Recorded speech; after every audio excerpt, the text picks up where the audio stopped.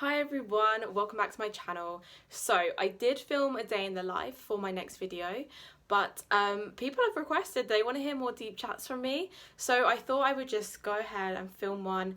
I have no script, so this might go really bad, and my arm is probably going to die, but we'll see. So the podcast is going well. I do a lot of like deep chats and spiritual conversations, but today I'm going to talk a little bit more about my spiritual path and what has led me to what I'm doing right now. So I mentioned on my Instagram stories that during my degree I was doing psychology and philosophy, and I was not sure which one I was going to do as a master's, and I was 100% sure I was going to do a master's. There was no doubt. I love reading, I love studying, I need one more year to get out of my system, and I was like, yeah, it's going to be psychology, like this is my career, this is what I want to do. And philosophy just kept like popping up. I love it. I'm doing so well in it compared like to psychology, and I was like, maybe I'll just do philosophy. Like I don't know what I'm gonna do with it, but we'll just maybe do the philosophy. So I was sitting in a cafe on campus, and I kept texting my mom. Like I was writing my personal statements, and I was texting my mom like, I want to do philosophy. Like this is possible. But what I did is I allowed myself to have, like, close my eyes and imagine my dream life. And my dream life, it had philosophy in. And I was like, it's just a dream. Like, as if, like, people who do philosophy, like, they're living the dream. I'm not going to be able to live that dream. And then I was like, over time, I was like, well, like, surely, like, I can. Like, I'm going to get in easily. So why am I not considering this? So anyway, within, like, I don't know, like, 2 weeks I'd thought about it, but when I'd actually made the decision that I was going to apply, I wrote another personal statement, sent it to my mum. Literally took me like 10 minutes to write. She sent it back like, oh my god, the passion is so much better. And then I applied for both a psychology and the philosophy degree. And then within like 2 days, philosophy got back to me, and they were like, we want you. And I was like, wow. And I literally accepted it straight away. Like I didn't even wait for psychology to get back to me, which they did. Oh my god, my arm. I have to switch arms. How do I switch arms? I feel like a mum that's trying to get a camera right. Psychology did get back to me, and I got an offer, but I was like, no, like I don't want to do this. I want to do philosophy. So then I applied for a scholarship, and thinking, yeah, you know, like it could happen, but what are the chances? And like then within like the next 2 weeks, I'd got a scholarship for the philosophy course, and I was like, what the hell? So my whole point of this little vlog is that like you should always do what you love, and sometimes it's super hard to discern between what you think you should be doing and what's natural to you, and then what you actually really want deep down. And it's a matter of like tearing down the barriers that are making you think in a certain way. So like it could be school, like your upbringing, your education, your friends, what you watch, like who you're watching on social media. All these things are going to be affecting the decisions that you make and the way you think about these decisions. And my friends are super supportive. They support me no matter what I do. Like I could literally go and live in a dumpster, and they'd be like, great, Emily, like you're doing a great job. In terms of like literally just hyping me up and like supporting me, they believe in me. So I was like, I have to make decisions for myself, like in terms of what I love to do and what I'm passionate about. And I have this realization, and I just think it's super interesting, so I'm going to share it. And it's all about working in alignment with your true self. So like I said, I think all our lives we're like taught, you know, this is our path, like this is the next step, you'll get there. And I just don't think that's the case. Like that's not how life works. We're not taught about the little obstacles we're going to meet along the way, like the people, the places, you know, viruses that get in the way of our lives. And I just think if we take the steps in the right direction towards like what we actually enjoy, we are going to be happy. And there's some people that believe that, you know, they've got that destination in mind, and that means they have to do A, B, and C to get there. Now, I'm really not this kind of person. Like, yeah, I have things I want to achieve. Like, I want to achieve, I want to be a life coach. I want to be a yoga teacher.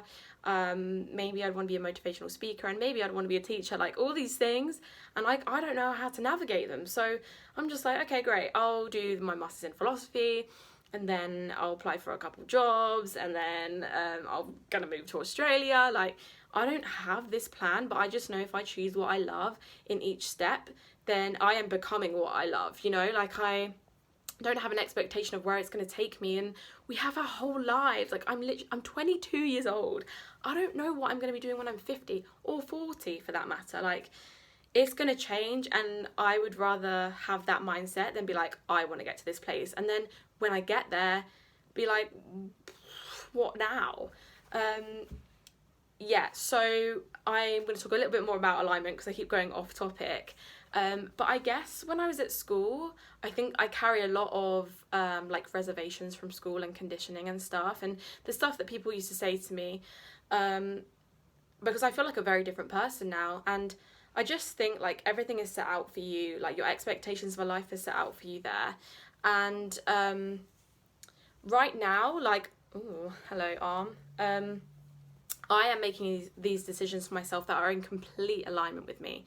And what's interesting about this podcast is that whenever I get feedback, and the same with the YouTube channel, people are like, make them longer, like chat more, be more natural. And I'm like, wow, like take a step back. You don't need to over edit. You don't need to do this to create a bit of material or to present yourself. Like, you could literally be your authentic self, and that's the same with people you meet, jobs you apply for, friends that you're going to come across, like building your social network. If you're true to yourself, you're like going to attract the people that are true for you. Like, you're not going to end up with frauds and fake people around, and especially if you care about being your true self enough, you will speak out when something doesn't feel right, and you're like catching yourself and you're catching that other person and being like that's not in alignment with me, and either it will change or like something will have to shift. Like, you'll have to get rid of that job, or you'll have to move away from that friend, or you'll have to move out of your home because you're like not in alignment with it. And I think it's super hard because I think it creates a lot of fear when we question, like, if we're in a job, for example, and we're not enjoying it, we're like bound by a contract. That's one thing, but like if we fear what our boss is going to think of us when we leave, or like our co-workers, these things are holding us back from being our true selves. And I just know, like, I've been through jobs, I've been through situations and friends where I'm like, this is so out of alignment with me. And the biggest step I take for myself now, like, it's taking me a long time, but like saying no to things that are not right for you. And yeah, it's super hard. It's so hard because when you're a people pleaser and you get guilty for saying no, it's like the most unnatural thing. But practice makes not perfect, huh? Anyway, what am I saying?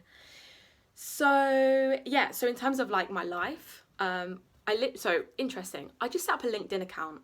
It felt like the most unnatural thing to me, and like completely out of alignment with me, but I did it anyway. And I feel like that's one thing where I'm like, I'm gonna have to conform to some kind of social standard, because otherwise, will I ever have a job? Yeah, of course I'll have a job, but like maybe I should like put myself out of my comfort zone. But at the same time, like, I just don't think I am made to be in this like normal working world, or work for someone else for my whole life, or like live in one place for my whole life, be around the same people. Like, I want to meet so many different people. I want loads of different jobs. I want to work for myself. I want to make money for me, and I want to, not focus on achievements, as in successes are like grades and